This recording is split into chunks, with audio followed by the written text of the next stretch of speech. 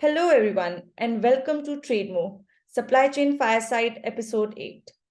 I'm Jaipreet, Head of Growth at Trademo, and in today's episode, we will be talking about redefining trade compliance and get some expert insights on regulatory challenges, AI/ML, and the future of cross-border trade.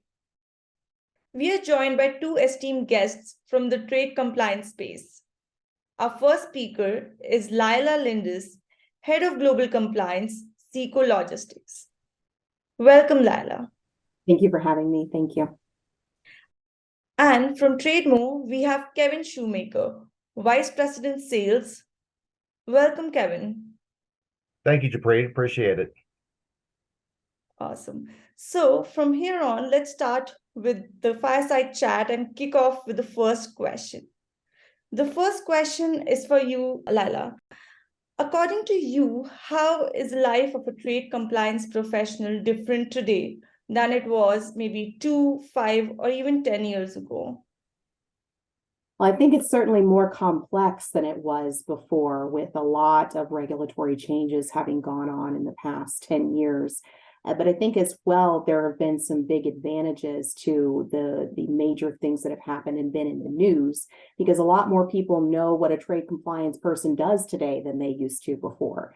I think it's been a lot more visibility for trade compliance professionals within their organizations, sometimes good, sometimes bad. But I think especially with the Section 301 and Section 232 tariffs, when those came into play, in the 2018 timeframe, that a lot of trade compliance professionals suddenly found themselves much more valuable and in demand, both in their own organizations and in the industry as a whole, where organizations were realizing that they really needed experts in this space to help them navigate the changes and try to reduce risk and cost as much as possible for the organization. That's some great thoughts. Thank you for sharing that. So putting on to the same question for you, Kevin, what are your thoughts on this? I would pretty much echo much of what Lila just expressed. The evolution, and much like Lila, I've been in the industry, in the trade compliance industry for a number of years. And when I joined, and I think Lila would agree with this, is trade compliance at that point in time, say 10 plus years ago, was viewed more as a cost center, and didn't get a lot of attention unless something went wrong in the supply chain. Then and only then did they ever get to knock on a door and explain how something bad happened in the supply chain. You fast forward to the Trump administration. Lila's already touched on the impact that the Trump administration had with the trade situation, especially with China. The 301, 232 list, for example. Fast forward to COVID. COVID obviously disrupted the entire global chain. And then coming out of that, what we're seeing now, which I think is going to be a common theme throughout the conversation today, is the complexity of supply chains and the complexity of the trade compliance world today, and what that means to the trade professional. And to Lila's very good point, which is, even though in the trade compliance world we discussed, that trade compliance and the professional and the department always needed to be strategic, it never happened. But what I'm seeing now, and I think Lila would agree, is that we are starting to see more and more discussion about the evolution, or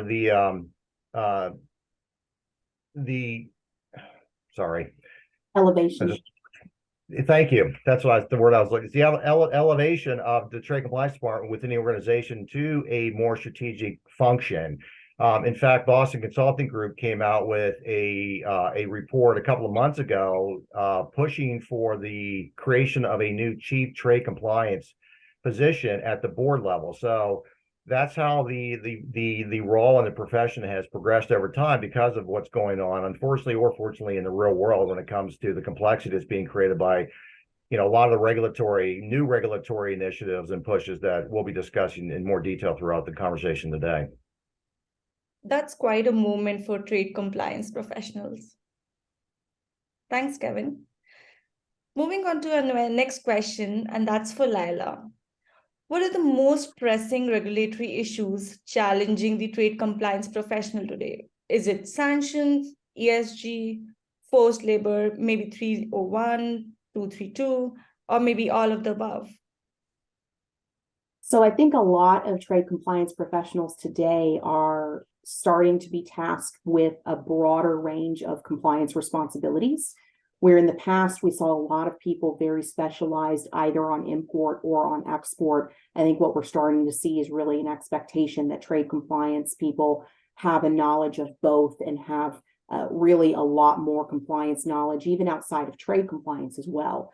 And so I would say all of those are big challenges right now. Certainly on the export side, the Russia sanctions have been extremely challenging for a number of companies, both from an administrative standpoint, from a moral and ethical standpoint, in deciding what to do with business with Russia, and really just keeping track of the changes and understanding, how do you prevent diversions. The Russia sanctions have always been very complex and difficult for a compliance professional to understand and abide by. From the initial sanctions that were put in place when Russia invaded Crimea, they were industry specific, but they were so specific in terms of location and the type of drilling for oil and gas, things like that. And then now at this point, it can be very confusing to understand what's allowed and what isn't. So that's certainly a big challenge on the export side.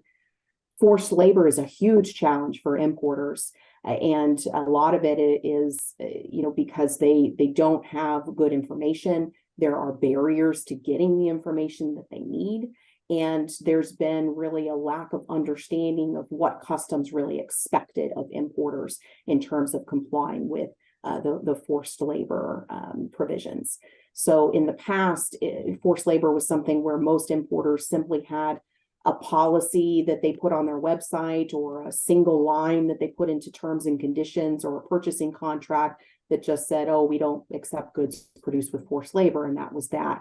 And it was really only after the passage of TIFTIA that, when forced labor suddenly became a trade priority for CBP, that now all of the expectations changed, where that was suddenly no longer enough. At the same time, the same as with, we see under the OFAC sanctions and the beneficial ownership rule, 50% rule, it's a dynamic environment where the governments that are the target of these regulations are not just sitting idly by and letting this happen. They are passing their own laws saying that their domestic industry can't share that information with importers, saying that it's illegal to comply with some of these regulations. And so I think a lot of people dealing with forced labor are in a really hard place of wanting to be compliant and struggling to do so. So I'd say both of those on the import-export side. In terms of ESG, I think it's really just that a lot of trade compliance professionals haven't had to consider this as part of their practice before. It's kind of newer in terms of being applied to trade compliance. And so I think it's understanding, how does that integrate into trade compliance? What are the expectations from an ESG standpoint? And what is the appetite for their organization to really pursue ESG goals? That's some great information, Lila. Thank you for sharing. Now, moving on to you, Kevin. According to you, how is today's trade compliance organization supporting efforts to decrease risk and probably increase transparency, resilience, and sustainability? Per Lila's last comments, I think right now, to the best of their ability, and they're just trying to keep up. But again, going back to our previous comments in terms of the expansion of the role of the trade compliance organization, I think because of forced labor, for example, because of the sanction situation, they're getting pulled more and more into the overall global supply chain discussions internally as well as externally. Because again, in all reality, at the end of the day, all roads lead back to trade compliance when it comes to keeping the company's, reputation intact, and staying in compliance when it comes to the sanctions that have been rolled out, current regulations that are on the books that they still have to stay within compliance or in compliance with, as well as, again, new ones like forced labor. So I think you're seeing, and I think Lila would agree, you're starting to see trade compliance become more and more involved in those and deeper into those conversations because, again, if trade compliance isn't involved, and a key point too is going back to the role of, the evolution of the role itself, is they're getting more involved earlier in the conversation when it comes to strategic sourcing, because now they're being forced to support transparency in terms of who are you doing business with. So think either know your vendor or know your customer. So that's where, again, trade compliance comes in to do the due diligence necessary, whether or not it's restricted party screening, whether or not it's sanction screening, whether or not it's, or, are they already on, a forced labor list with, CBP or any customs regime. So again, I think they're playing a more intricate role than they ever had before, and a more important, critical role. And again, in supporting the overall supply chain operations, as well as supporting supply chain network design discussions when it comes to, all right, because of COVID and because of the situation the COVID caused and the COVID policies in China, everybody is rethinking their overall supply chain design. And do we now move sourcing out of China, right, into other countries? Do we near source? Do we friend source, for example? And again, that involves that needs to involve trade compliance as well, because again, you're now dealing with a new set of rules and regulations, per those different countries that you're considering. But the key point there, and the important point is that trade compliance has to be and must be involved in those early conversations before a new sourcing decision is ever changed and a company starts doing business with a new vendor. Because again, it's no longer just the party, it's the region, it's the products, as well as the trading partner that you're now doing business with. I agree with Kevin on that. And I would just note that, at the same time that trade compliance teams are being asked to do a lot of more strategic, proactive work to support the organization, they still have the everyday tasks of supporting operations and their daily work. And so it's really important for organizations to recognize that you can't have a team that is bare bones and able to do all of that strategic, proactive work too. That you have to resource them well in order for them to be able to do both. Because when you have a skeletal trade compliance team, they're just going to be in firefighting mode all the time. And so then they only have time to take care of the highest priority issues, which are going to be the day-to-day stuff of supporting your shipment activity back and forth, right? And so then, but ideally what you want is that strategic involvement where they're there helping guide you on terms of choosing sources, of onboarding new vendors, of looking at an analysis of changing countries of origin and things like that. But you got to have the resources for a team to be able to do that work. So Jaipreet, to jump in, I would like to just stay on that topic, because again, you bring up a key point, Lila.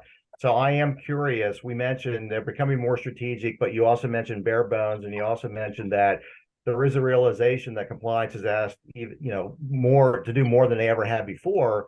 But is that, in your opinion, and have you seen around the trade, that is resulting in teams being expanded and you getting additional headcount, or trade departments getting additional headcount to, help with the increase in the workload? I think that as much as the additional tariffs and the impact of COVID has really helped to increase visibility for trade compliance within organizations, it has not resulted in an automatic blank check for trade compliance teams.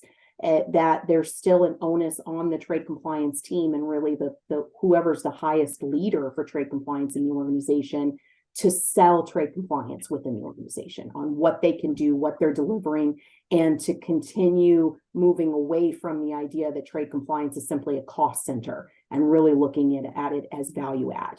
And so I think the trade compliance teams that do a good job of that, so that are able to manage through influence, that are able to do their good elevator pitches on terms of what trade compliance delivers to the organization, they're the ones who are getting budget and resources.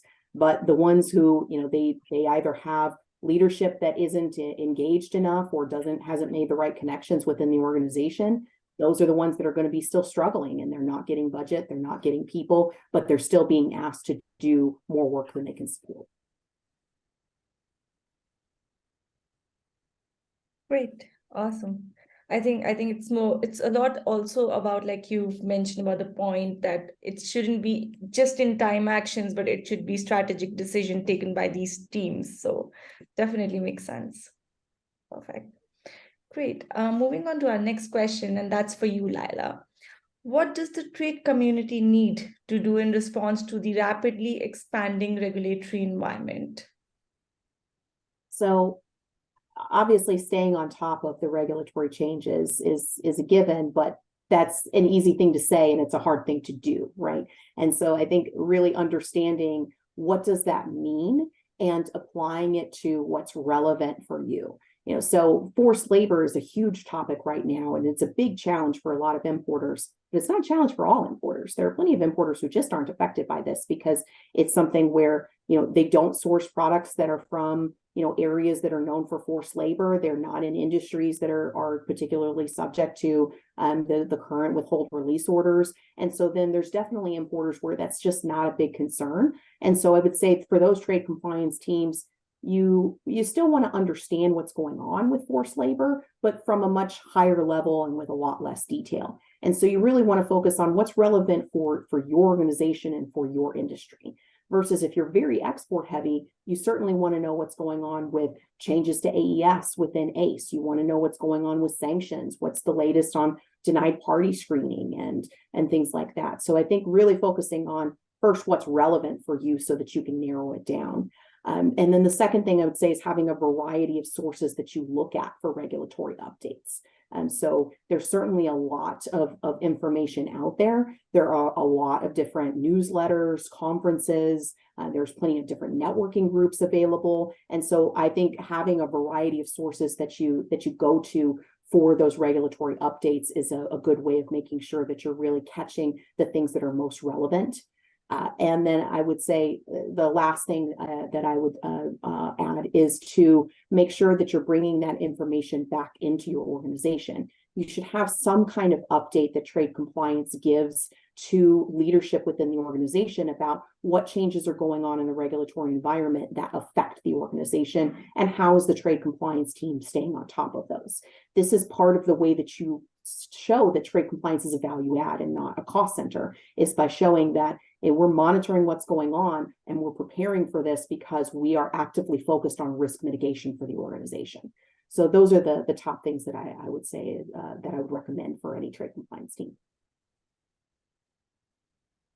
Great. Lila, you did mention about, staying up to date by maybe subscribing to various newsletters online and all of those things. So with that, following that with Kevin, right? What role do you see technology such as AI, ML playing a role in helping organizations to stay on top with these regulatory changes and to stay compliant? Yeah, well, Lila perfectly set up the response to this question. So, because she mentioned all of the changes that are going on and the effort, either manually or in this case, we'll get into technology, but also just she also used the keyword, which is monitoring the constant changes and keeping up to date with those changes. And obviously, that's the role that technology can and should be playing within the organization, which is, if you're using a third-party provider, for example, again, there is some expectation or the expectation that they are, and the reason you use the technology first and foremost is for that third party to keep up on the changes, and whether or not it's restricted party list, as Lila's already mentioned, it's sanctions list, it's forced labor list, what have you, or it's all the above, depending on what type of solution and platform that you're using. But the expectation is they are monitoring as well, and they're providing the content where necessary. But more importantly, is that's also then integrated into the application itself of the technology that allows for somebody like a Lila or a trade compliance department, a multinational trade compliance department in general, is to set up those alerts and those the monitoring of those changing events, so that the automated system does what it's designed to do, which is to bring that attention in near real time to the users who need that information, so they can react accordingly and take action where necessary. For example, if somebody does show up on a new list, a container gets stopped at the border, for example, is you're no longer operating in the dark. And again, the key point too is it's capturing that information and getting those alerts as early as possible and as far upstream as possible in the supply chain. So again, you catch it early enough so number one, there's no disruption, right? But if there is disruption, that you can act quickly and respond quickly and accordingly. And so I think that's the key role. Obviously, technology is always played, but again, as we've talked about on this call, is keep making sure that your third-party providers are keeping up with all of the changes that you are concerned about. And the reason I say that is because, again, if you need to stay on top, just don't assume that the vendor is doing their job, right? It's also your job as a user to make sure that they are also keeping up with the changes as well. The other thing I want to make too, the point I want to make along this line is keep in mind too, in fact, I just read this statistic that in 2022, Customs collected 77 plus million in fines and had over 2,000 trade penalties. And one of the reasons being is because they are using technology more than they ever had. They're using ACE data, right? They're using data analysis tools that they've never had. We haven't talked about, but they're using now, like everybody else, looking into the use of artificial intelligence and machine learning to do, more targeting and to get better visibility into the supply chain and what's going on with your supply chain and where you're shipping from and who you're shipping from, which is resulting in Customs, again, much better positioned. Again, depending upon your point of view, good or bad, but they are much better positioned than they ever have been, and in having access to data and being able to, number one, interpret the data and then analyze the data and then take action on that data.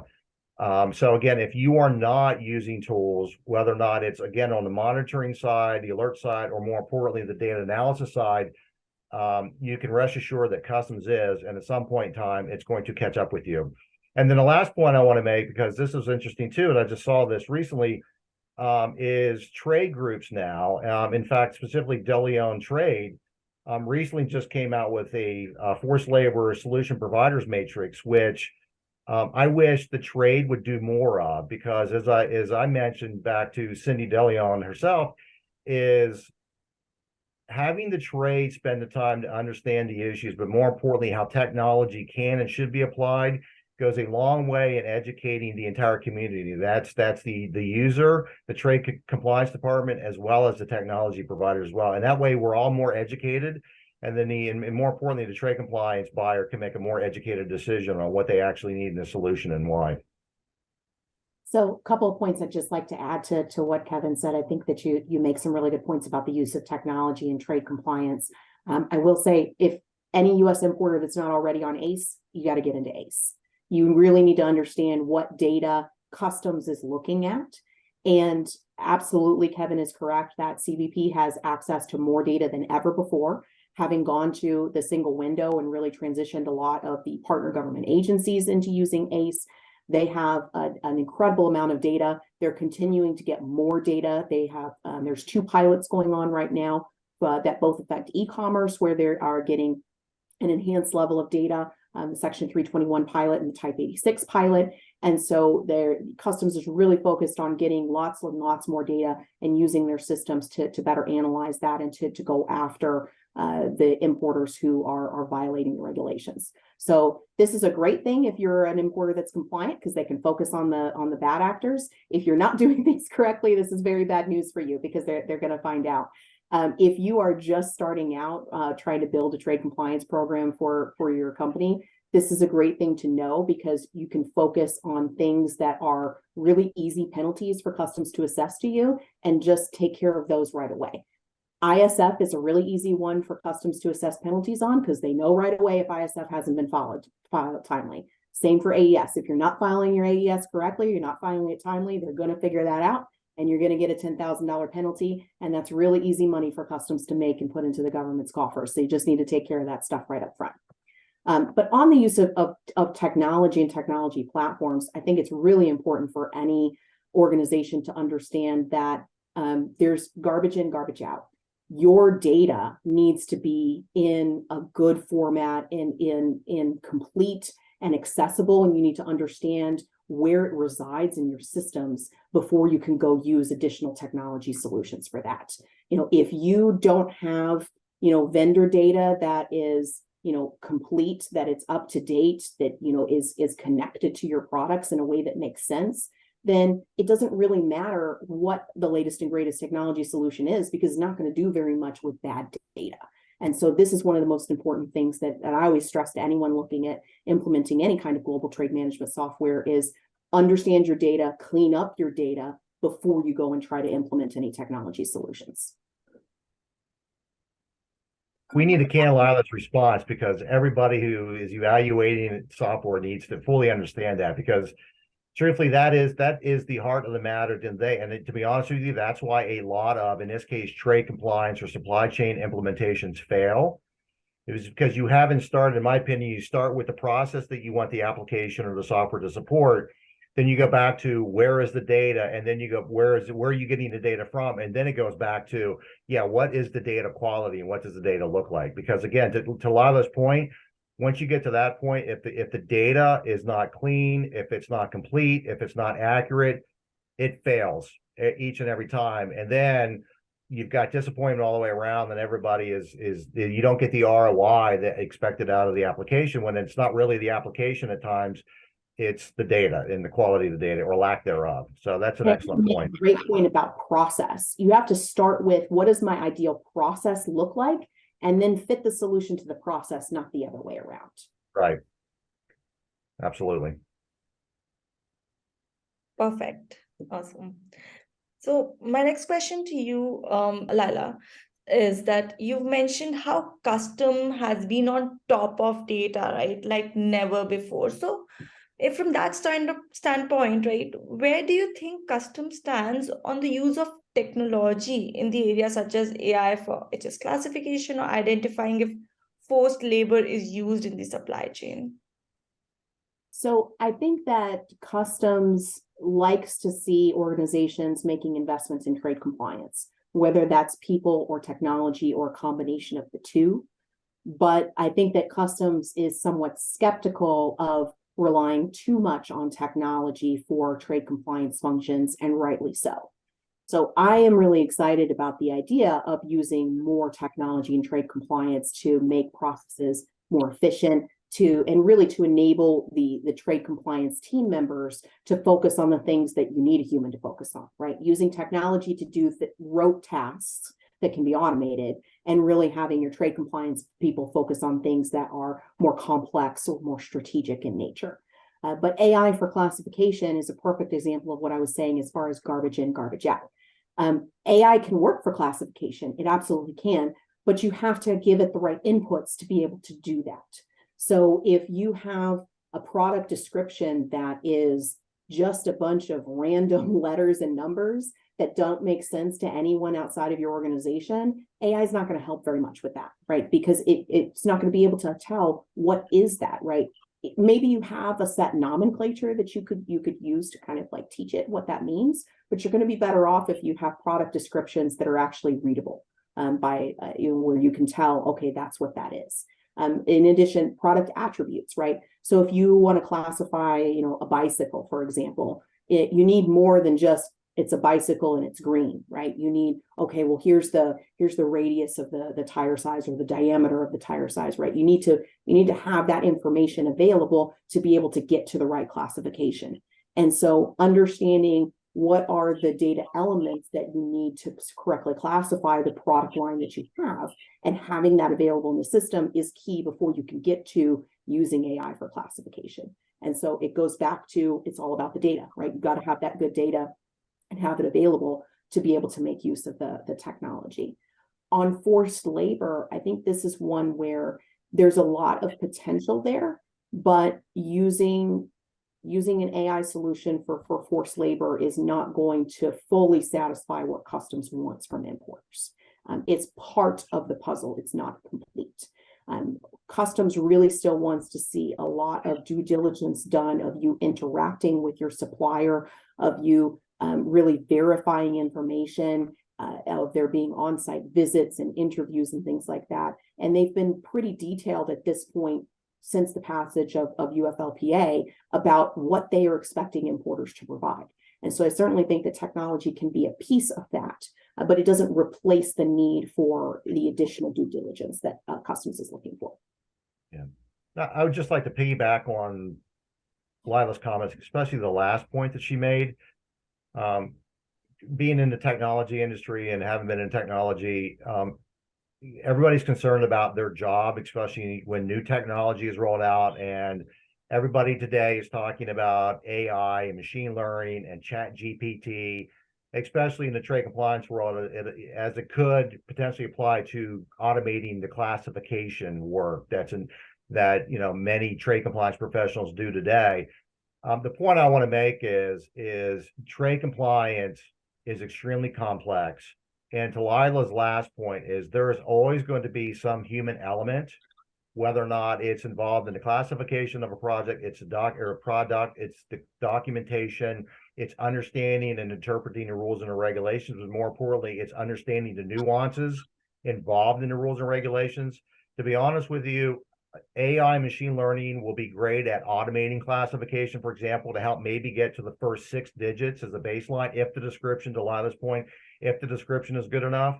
But from there, there's still going to be a lot of human trade compliance professional involvement for the foreseeable future. And I would be shocked if at any time soon AI, machine learning, and ChatGPT completely automates any trade compliance function. I personally have never seen an organization that kept enough data in their material master to be able to do a full classification by a human or by technology. It typically takes multiple sources of information to get to a correct 10-digit classification. Wonderful. So with that, we come to an end to our first segment, and we'll drill down onto the cross-border e-commerce segment.